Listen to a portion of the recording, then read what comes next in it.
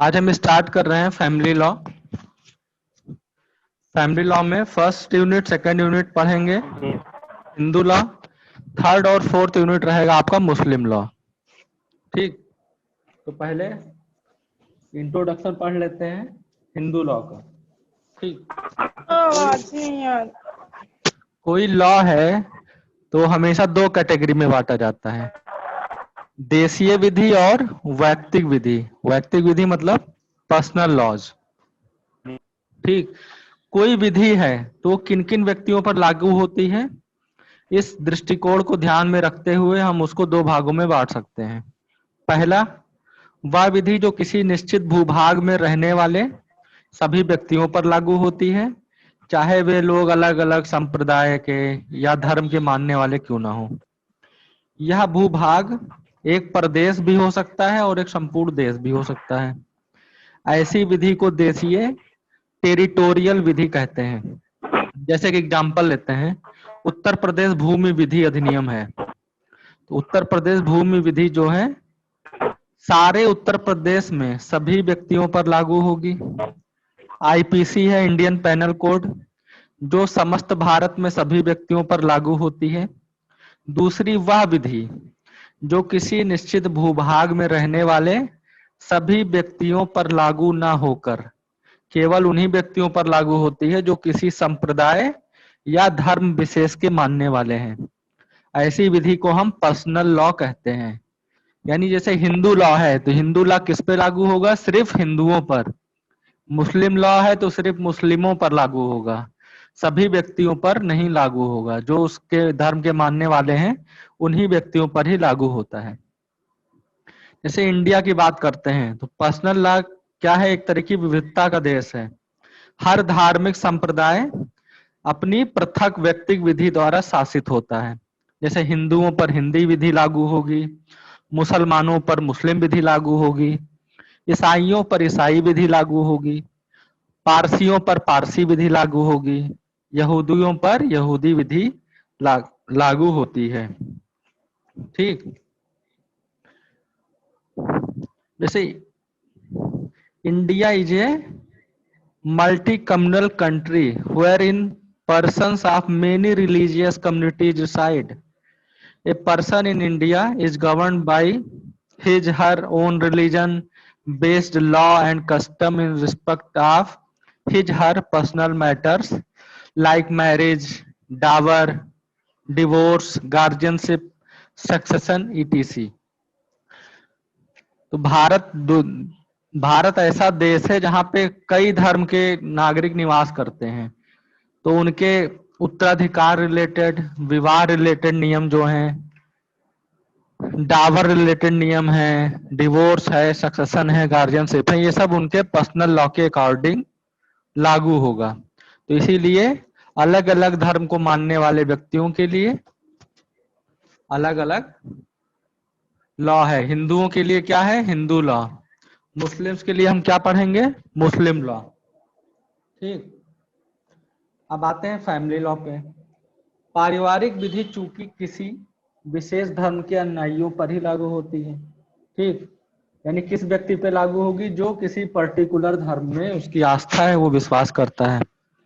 हिंदू धर्म को मानने वाले के लिए उनके ऊपर हिंदू विधि लागू होगी, मुस्लिम विधि को मानने वाले व्यक्तियों के ऊपर मुस्लिम विधि लागू होगी।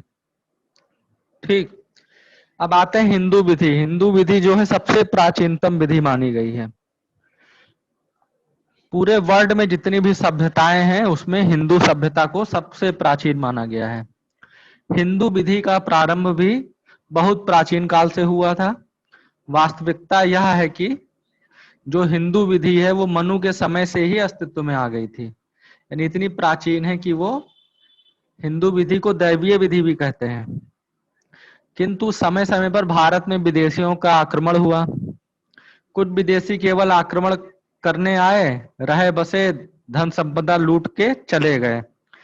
किंतु कुछ विदेशी यहाँ आए तो बाहर से थे, लेकिन वो यहीं की संस्कृति में बस गए। जैसे मुस्लिम वर्ग है, मुस्लिम वर्ग इन्हीं विदेशियों का जीता जागता उदाहरण है, जो भारत में आए तो थे आक्रमणकारी के रूप में, लेकिन यहाँ की संस्कृति, सबको देख के यहाँ पे वो क्या करे, यहाँ पे बस गए।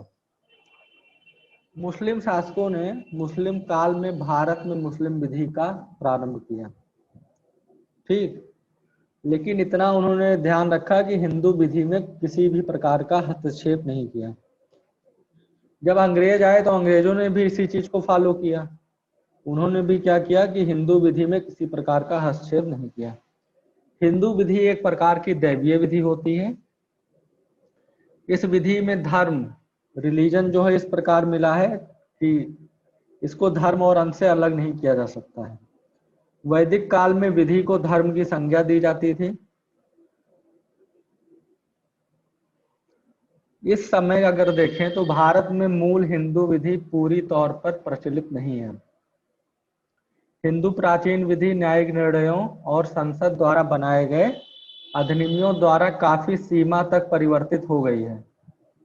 हिंदू विधि से तात्पर्य हमारा उन विधियों से है जो अब केवल हिंदुओं पर लागू होती है, जैसे विवाह, दत्तक ग्रहण, भरण पोषण, संरक्षकता, उत्तराधिकार, विभाजन इत्यादि, ठीक। अब हिंदू कौन होते हैं? इसको हम 3 कैटेगरी में बांट सकते हैं। धर्म से हिंदू, जन्म से हिंदू, और जो व्यक्ति मुस्लिम, ईसाई, पारसी और यहूदी ना हो। जो थर्ड डिफिनेशन है वो निगेटिव मोड में, वो क्या कहता है कि जो व्यक्ति मुस्लिम, ईसाई और पारसी ना हो वो क्या होगा, हिंदू होगा। अब फर्स्ट पढ़ते हैं बाय रिलीजन, धर्म से हिंदू। हिंदू धर्म में अनेक असमानताएं हैं, फिर भी ये एक तरह की समानता रखता है। और जो हिंदू धर्म को मानता है ये वर्ग अपने आप को क्या कहलाता है, हिंदू कहलाता है। इस समूह में अनेक विश्वास हैं, कई तरह की पूजा पद्धतियां हैं, कई तरह की मान्यताएं हैं, कई तरह की विचारधाराएं हैं हिंदुओं की, ठीक। कोई व्यक्ति किसी भगवान की उपासना करता है, कोई व्यक्ति किसी भगवान की उपासना करता है, ठीक। बल्कि यहाँ तक कि अगर कोई व्यक्ति किसी भगवान की पूजा नहीं करता है, ठीक, कोई व्यक्ति आस्तिक है तो कोई व्यक्ति नास्तिक है, तब भी वो हिंदू ही माना जाता है। हिंदू के अंतर्गत सिख, बौद्ध और जैन धर्मों को मानने वाले लोग भी आते हैं, ठीक। यदि कोई हिंदू धर्म परिवर्तित करके किसी अन्य धर्म को ग्रहण कर लेता है तो वह व्यक्ति हिंदू विधि के लिए हिंदू नहीं रहेगा। यानी सपोज दैट, मान लीजिए हम हैं, हम हिंदू धर्म का त्याग करके अगर कोई और धर्म को अपना लेते हैं तो मेरे ऊपर अब हिंदू विधि लागू नहीं होगी, मैं हिंदू नहीं रह गया, ठीक। बल्कि यदि किसी अन्य धर्म को मानने वाला उस धर्म का त्याग करके हिंदू धर्म को अडॉप्ट कर लेता है तो वो हिंदू हो जाएगा और उसके ऊपर हिंदू विधि लागू होगी। तो मान लीजिए एक मुस्लिम व्यक्ति है, वो मुस्लिम धर्म का त्याग करके अगर हिंदू धर्म अडॉप्ट कर लेता है तो वो हिंदू हो गया, उसके ऊपर हिंदू विधि लागू होगी, ठीक। यदि कोई व्यक्ति धर्म त्याग करके गैर हिंदू बन जाए, मतलब हिंदू नहीं रह गया, इसके बाद वह पुनः धर्म परिवर्तन करके हिंदू धर्म में आ जाता है तो उसके ऊपर फिर से हिंदू विधि लागू हो जाएगी और वो हिंदू हो जाएगा। सेकंड, जन्म से हिंदू बाय बर्थ। कोई व्यक्ति जन्म से तब हिंदू कहलाता है जब उसके माता पिता दोनों हिंदू हों। इस संबंध में धर्मज या अधर्मज संतान में विभेद नहीं किया जाता है। विधि की दृष्टि में धर्मज या अधर्मज संतान हिंदू विधि के प्रयोग हेतु समान है। इस प्रकार कोई भी धर्मज संतान या अधर्मज संतान ही हो जिसके माता पिता दोनों हिंदू हों, जैन हों या सिख हों, वह बच्चा क्या होगा, जन्म से हिंदू कहलाएगा। यानी जिस समय बच्चे का जन्म हुआ है उसके माता पिता दोनों हिंदू हैं तो वह बच्चा भी हिंदू ही होगा। अब प्रश्न ये उठता है कि जब माता या पिता में से कोई एक पक्षकार हिंदू ना हो, सपोज करिए कि वो मुसलमान हो, ईसाई हो, पारसी हो या यहूदी हो, तब जो बच्चा है वो किस धर्म का माना जाएगा? तब इसमें ये देखा जाएगा कि बच्चे का जो लालन पोषण हुआ है वो अगर हिंदू रीति रिवाज से हुआ है अगर बच्चे का लालन पोषण हिंदू रीति रिवाज हिंदू ढंग से हुआ है तो बच्चा जन्म से हिंदू कहलाएगा। ठीक, यानी माता पिता में से कोई एक हिंदू ना हो, गैर हिंदू हो, तो बच्चा हिंदू होगा कि नहीं होगा, ये इस बात पर निर्भर करेगा कि बच्चे का लालन पालन पोषण हिंदू रीति रिवाज से हुआ है कि नहीं। अगर हिंदू रीति रिवाज से हुआ है तो बच्चा क्या होगा, हिंदू होगा। थर्ड, जो व्यक्ति मुस्लिम, ईसाई, पारसी और यहूदी ना हो। ठीक, ये क्या है, एक निगेटिव अप्रोच है। इसमें क्या कहता है कि कोई भी व्यक्ति जो मुसलमान, ईसाई, पारसी और यहूदी ना हो वह हिंदू विधि के प्रयोग के लिए हिंदू कहलाएगा। ठीक, तो ये हो गया हु इज हिंदू। अब आते हैं हिंदू विधि के स्रोत, सोर्सेज ऑफ हिंदू लॉ। इसको दो कैटेगरी में बांटा जाता है। पहला प्राचीन स्रोत, दूसरा आधुनिक स्रोत। प्राचीन स्रोत में आपका श्रुति, स्मृति, कस्टम आ जाएगा। मॉडर्न में president, legislation, justice, equity and good conscience आ जाएगा। अब इसको डिस्कस करते हैं। सबसे पहले हिंदू विधि के स्रोत। हिंदू विधि जो है अति प्राचीनतम विधि मानी गई है। ठीक, संसार की जितनी भी ज्ञात व्यवस्था थी उसमें हिंदू विधि सबसे प्राचीन है। यदि वेदों का काल हम 4000 या 1000 BC से पहले भी माने तो हिंदू विधि व्यवस्था लगभग 6000 वर्ष पुरानी है। ठीक, अब इन 6000 वर्षों में कई उतार चढ़ाव, कई चीजें चेंज हुआ, कुछ नई चीजें आई, ये सब देखने को मिली। ठीक, अब हिंदू विधि को हम दो कैटेगरी में बांट लेते हैं, एक है एंशिएंट सोर्सेज, एक है मॉडर्न सोर्सेज। एंशिएंट सोर्सेज में क्या आएगा, श्रुति, स्मृति और आपका कस्टम। तो सबसे पहले डिस्कस करेंगे हम श्रुति। श्रुति को ही वेद कहते हैं। ठीक है, हिंदू विधि क्या है, दैवीय विधान कहलाती है। यह मान्यता रहा है कि हमारे जो प्राचीनतम ऋषि मुनि हुआ करते थे वो आध्यात्मिक इतने स्ट्रांग हो गए थे कि वो डायरेक्ट गॉड से कनेक्ट हो जाते थे, उनसे बातचीत किया करते थे। ठीक, तो धारणा यही रही है कि ऐसे ही किसी समय ईश्वर ने स्वयं हिंदू विधि का प्रकट कर दिया था। ठीक है, श्रुति शब्द क्या होता है, श्रुति शब्द का शाब्दिक अर्थ ऐसे समझिए, श्रवण किया हुआ, यानी ईश्वर की वह वाणी जो हमारे ऋषि मुनियों ने श्रवण की होगी और हमें दे दी, उसी को श्रुति कहते हैं।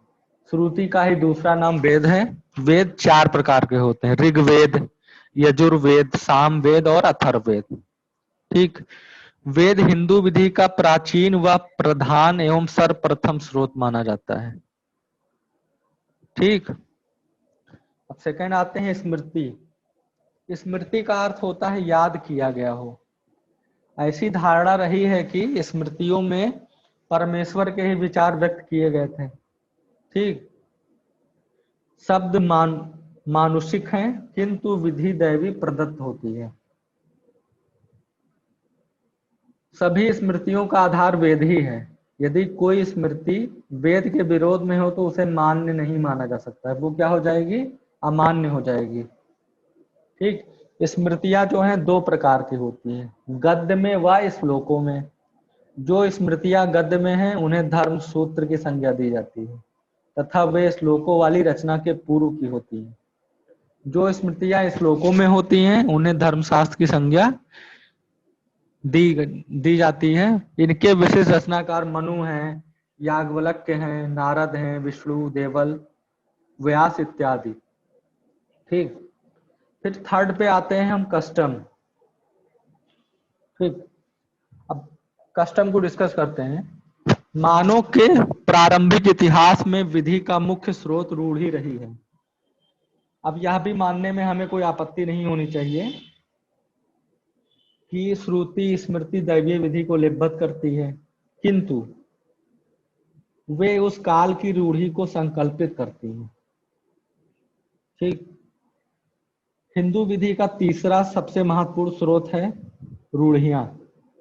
मनु और याज्ञवल्क्य ने जिस सदाचार शब्द का प्रयोग किया है उसे ही इंग्लिश में कस्टम अनुवादित किया जाता है। ठीक, अब मान्य रूढ़ी। रूढ़ी क्या होता है, मतलब इतने प्राचीन समय से चला आ रहा हो कि उसके बारे में हमको याद ना हो, इतना प्राचीन हो। कि वो कब बना, वो नियम कब बना, इसका स्मरण ना हो, बहुत ही प्राचीन हो, निरंतर चला आ रहा हो, ब्रेक ना हुआ हो, युगो युगांतर से चला आ रहा हो। मान्य रूढ़ी के आवश्यक तत्व। रूढ़ी के कुछ इंपॉर्टेंट एलिमेंट्स हैं। पहला प्राचीनता, सेकंड निरंतरता, थर्ड निश्चितता, फोर्थ युक्तियुक्तता, नेक्स्ट नैतिकता, नेक्स्ट लोक नीति के विरुद्ध नहीं होना चाहिए, और आखिरी रूढ़ विधान के विरुद्ध ना हो। तो सबसे पहले डिस्कस करेंगे प्राचीनता। रूढ़ी को मान्य होने के लिए आवश्यक है कि रूढ़ी प्राचीन हो, और इतनी प्राचीन हो कि किसी भी व्यक्ति की स्मरण में ना हो कि वो कब से चला आ रहा है। ठीक। निरंतरता, किसी रूढ़ी की मान्यता के लिए जिस प्रकार प्राचीनता आवश्यक होती है, उसी प्रकार ही उसका निरंतर प्रयोग भी आवश्यक है। अर्थात रूढ़ी का जो निरंतरता है वो लगातार चला आ रहा हो, कहीं किसी प्रकार का ब्रेक नहीं होना चाहिए। यदि कोई प्रथा निरंतर प्रयोग में न रही हो तो उसे विधिक अस्तित्व में नहीं माना जाता है, और वो रूढ़ी नहीं मानी जाएगी। नेक्स्ट निश्चितता है। यदि कोई रूढ़ी निश्चित ही नहीं है तो उसे सिद्ध नहीं किया जा सकता है कि लोगों द्वारा उसका पालन हो रहा है कि पालन नहीं हो रहा है। नेक्स्ट है युक्तियुक्तता। मान्य रूढ़ी के लिए आवश्यक है कि रूढ़ी अयुक्त युक्त ना हो। ठीक है, तो रूढ़ी कैसी होनी चाहिए? रीजनेबल होनी चाहिए। नैतिकता, रूढ़ी तभी मान्य होगी जब वह समाज की नैतिक धारणाओं के अनुसार चलती हो। यानी कोई रूढ़ी अगर अगेंस्ट द मोरलिटी है तो वो क्या होगी? रूढ़ी, ऐसी रूढ़ी शून्य रूढ़ी होगी और उसको उसका अस्तित्व नहीं माना जाएगा। रूढ़ी लोक नीति के विरुद्ध नहीं होनी चाहिए, यानी न्यायालय किसी ऐसी प्रथा को मान्यता प्रदान नहीं कर सकता जो लोक नीति के विरुद्ध हो। और आखिरी, रूढ़ी विधान विरुद्ध ना हो। यदि कोई रूढ़ी स्पष्ट विधान के विरुद्ध है तो उसको मान्यता नहीं दी जा सकती है। ठीक। अब हम आते हैं मॉडर्न सोर्सेज पे। मॉडर्न सोर्सेज में सबसे पहले क्या है? प्रेसिडेंस। प्रेसिडेंस क्या होता है? न्यायिक पूर्व निर्णय। भारत में जो प्रेसिडेंस की प्रथा प्रचलित नहीं थी पहले, इस प्रथा का प्रारंभ अंग्रेजों के शासनकाल में हुआ था। लेकिन आज के समय में न्यायिक पूर्व निर्णय यानी प्रेसिडेंस को बहुत ही ज्यादा महत्व दिया जाता है। वे न्यायिक निर्णय जो हिंदू विधि पर न्यायालयों द्वारा घोषित किए गए हैं, हिंदू विधि के स्रोत समझे जाते हैं। ठीक। यानी हाई कोर्ट का जजमेंट, सुप्रीम कोर्ट का जजमेंट, ये क्या होता है? एक तरह का न्यायिक पूर्व निर्णय होता है। और सुप्रीम कोर्ट द्वारा जो भी निर्णय दिया जाता है वो भारत में स्थित सभी न्यायालयों पर बाध्यकारी होता है। Binding on all courts in the territory of India. Article 141 क्या कहता है? कि सुप्रीम कोर्ट द्वारा दिया गया कोई भी निर्णय भारत राज्य क्षेत्र में स्थित सभी न्यायालयों पर बाध्यकारी होता है। अब आते हैं लेजिस्लेशन पे। लेजिस्लेशन क्या होता है? लेजिस्लेशन भी मॉडर्न सोर्सेज में आता है और ये बहुत ही इंपॉर्टेंट सोर्स का पार्ट है। हिंदू रिलेटेड जो भी लॉ हैं, जो इनेक्टमेंट पार्लियामेंट लॉ बनाएगी, वो सब लेजिस्लेशन की कैटेगरी में चला जाता है। आधुनिक समय में अधिनियम, एक्ट यानी क्या होता है? लॉ का महत्वपूर्ण स्रोत है। हिंदू विधि में भी समय समय पर कई नए एक्ट लाए गए हैं और कई संशोधन भी हुए हैं। विधायन द्वारा ही हिंदू विधि के संशोधन की प्रक्रिया अंग्रेजों के शासनकाल से प्रारंभ कर दी गई थी, किंतु स्वतंत्रता के पश्चात भारतीय संसद ने हिंदू कोड बिल के कुछ उपबंध को खंड खंड करके संसद में पारित किया। इन्हीं अधिनियमों के द्वारा हिंदू विधि के 5 क्षेत्रों को संशोधित करके संहिताबद्ध किया गया है। इन 5 क्षेत्रों में सभी हिंदुओं के लिए विधि एक है। और ये क्षेत्र कौन से हैं? विवाह, उत्तराधिकार, दत्तक, भरण पोषण तथा आवश्यकता एवं संरक्षकता। ठीक, अब इनसे रिलेटेड जो लॉ है वो क्या है? हिंदू विवाह अधिनियम 1955, हिंदू उत्तराधिकार अधिनियम 1956, हिंदू आवश्यकता एवं संरक्षकता अधिनियम 1956, हिंदू दत्तक ग्रहण एवं भरण पोषण अधिनियम 1956। तो ये सब किस में आ जाएंगे? लेजिस्लेशन, विधान की श्रेणी में ये सब आते हैं। नेक्स्ट आता है आखिरी सोर्स जो है justice, equity and good conscience, यानी ऐसा कोई मामला आ गया है जहां पे कानून जो है मौन है, हिंदू विधि का एक्ट है जो कोई क्लियर अगर प्रोविजन नहीं है वहां पे, तो वहां पे क्या किया जाएगा? Justice, equity and good conscience के आधार पे निर्णय दे दिया जाएगा। तो एक बार इसका फिर से रिवीजन कर लेते हैं। हु इज हिंदू, हम लोग फर्स्ट यूनिट पढ़ रहे थे जिसमें who is Hindu, sources of Hindu law, और फिर कल के लेक्चर में पढ़ेंगे हिंदू मैरिज एक्ट सेक्शन 5 से स्टार्ट करेंगे। आज था हु इज हिंदू। हिंदू कौन होते हैं? इसको 3 कैटेगरी में बांटा गया है, बाय रिलीजन, बाय बर्थ और not a Muslim, Parsi and Christian. यानी हिंदू कौन है? धर्म से हिंदू, सेकंड जन्म से हिंदू, तीसरा जो व्यक्ति मुस्लिम, ईसाई, पारसी और यहूदी ना हो। फिर आते हैं हिंदू विधि के स्रोत पे। हिंदू विधि के स्रोत को 2 कैटेगरी में बांटा गया है, एंशिएंट सोर्सेज और मॉडर्न सोर्सेज। इंडियन सोर्सेज में श्रुति, स्मृति, कस्टम आते हैं। मॉडर्न सोर्सेज में president, legislation, justice, equity and good conscience आता है।